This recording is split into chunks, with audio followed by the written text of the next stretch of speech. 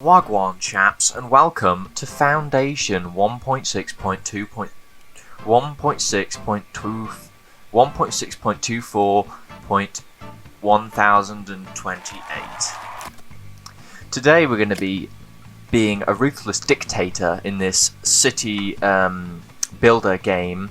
What's the best terrain to inflict our negative views upon? Valley, mountain, fluvial, coastal, hills. I don't even know what fluvial means. I think we'll go for mountain, because that's where all the evil layers are nowadays. Oh. And we're in! Okay, so I've already played this game multiple times with fail. But you expect me to say without fail, but no. Quite the opposite. Let's try and find a spot of land to get started.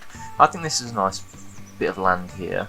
A flat bit. Because obviously we want to build into the mountain, but we want to start somewhere where we can build houses a bit easier. So we'll go for this one here.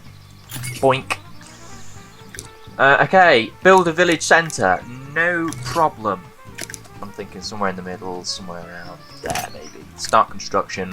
Boink. They have been conceived out of a crate. Now it's time for the builder's workshop. We'll put that in the centre too, just because why not?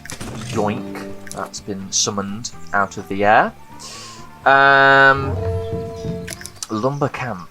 The red ring about it means that they don't like it because it's smoggy and, you know, just generally not very pleasant to look at. So we're going to try and localise every single one of them into one corner and just forget about it. Okay, then what gathering hut? Like that. We've actually got 2 bushes. Yeah, which is quite useful. Okay, in order to gather stuff, they need to, because they're dumb, we need to select a ring around them to show them where to get the food. As you can see, right on the verge here as well is some stone, and that's going to be the basis of our stone gathering point. Funnily enough, much like reality, they're going to keep digging at this single block of stone for what seems like an eternity.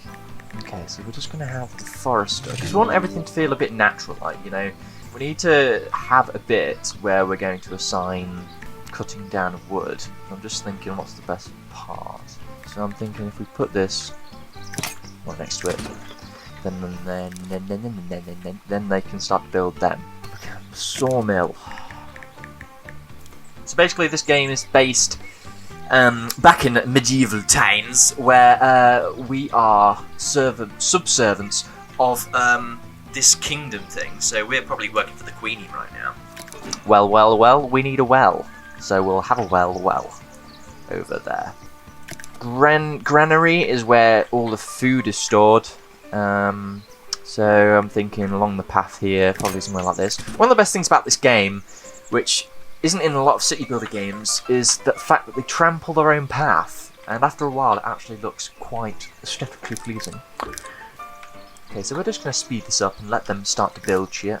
Oh, building complete, stone cutter. Okay, so we can have someone mining the stone now, which they will do because we've highlighted it. Because without our judgment, their eyes just aren't efficient enough, apparently.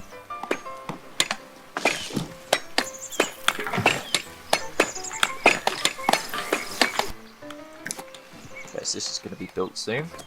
So it does get pretty confusing pretty darn fast. You get a lot of new builds to put down and very little space to put them in. And then everyone starts getting pissed off and leaves. At least that's how my civilizations run. Okay, so this is when we run out of workers, so we start to have to prioritise people. And then they also have levels. So some people can be a really skilled milker.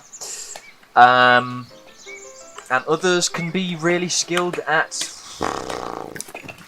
repeatedly hitting a rock over and over again. What's quest next? Make a well. We've already built a well. It's over here. Build a machete. Okay, another thing that you have to do to keep them all happy is put benches down, because they produce splendor. What does splendor get you? Happiness. I don't think it's recognised that I've built a well, so I'm going to destroy it and build it again. It's so weird that they just stand in the city centre for a bit. Stand still, what are you doing?